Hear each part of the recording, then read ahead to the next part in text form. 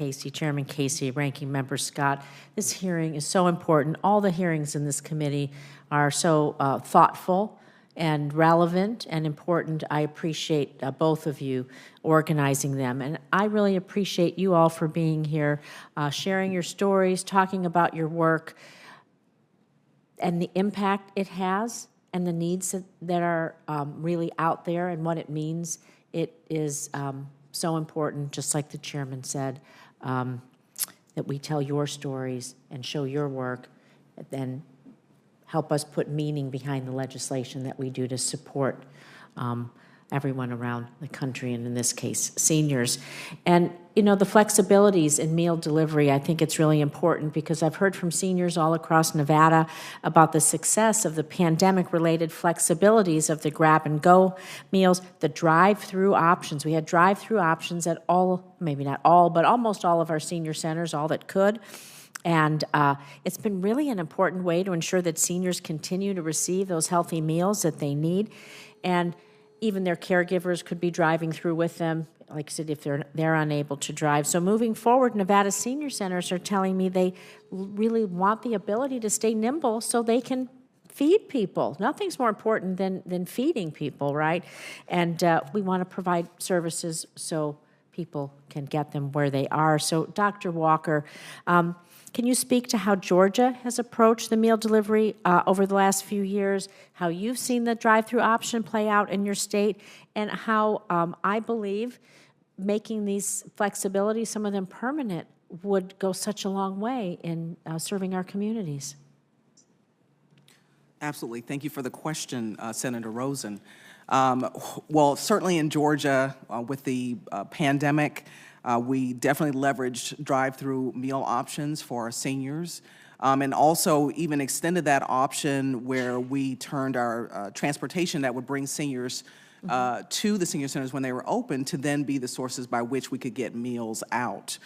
Certainly, the seniors have, and our senior centers, as well as our area agencies on aging, have said that absolutely allowing for these flexibilities have been huge.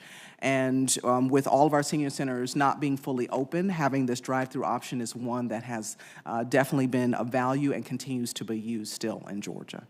Thank you. I kind of want to build on that for the other witnesses, because we've been able to use technology in nutrition, and I co-sponsored the Expanding SNAP Options Act. It was included in the American Rescue Plan. It's going to increase those online purchasing options for the SNAP program, where you could have things delivered right to your door. Maybe you don't need the 2 boxes of cereal. 1 small box is fine. We can better use those resources. And I'm pleased that through those efforts, Nevada seniors and their families have access to 15 online SNAP retailers. Of course, we need to reduce more barriers because only 48% of eligible seniors enroll in the SNAP program. I think partially because of concerns over application process and unfamiliarity with technology. So Mr. Everett and then Dr. Walker, in the time we have left, can both of you talk about the role that we think technology can play in getting some of these healthy, tailored to that person's household options delivered right to their door? Absolutely, Senator Rosen, I completely agree. I think it's a great question.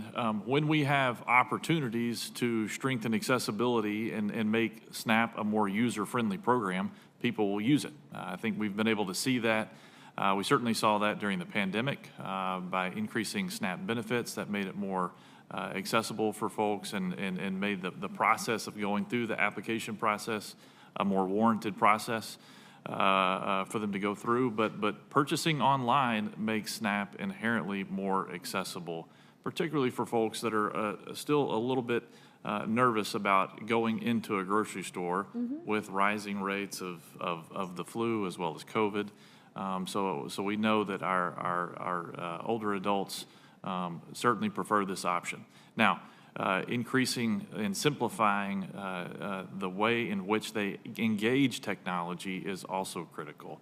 And so ensuring, since Nevada is such a rural state in many respects, making sure that everybody has access to broadband. So all these things are ultimately interconnected when we're looking at SNAP accessibility for the older adult population. I couldn't agree more. Dr. Walker. Yes.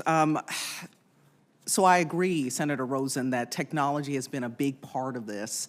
I want to, I guess, take this opportunity to highlight, because of the pandemic, we had to figure out how we were going to leverage more of technology where we could. And so things like increasing access to tablets for our seniors has meant that they have begun where they might not have been comfortable, both as staff and people as seniors directly, to be able to use this system to leverage, technology in a sense to just reach out, to get nutrition education. And so now this step of now being able to access more ways to get your groceries online is one that seniors can be more receptive to. That also opens up our opportunity to work with our community partners who have been a great in-the-gap organizations for us to be able to help seniors who can't just easily navigate these services and be able to say, okay, what do you need? We'll order it for you and get it there, and are being the pickup persons themselves. So this has been huge. Thank you very much. Thank you, Mr. Chairman. Really appreciate your yielding. Thank you, Senator Rosen. We'll turn next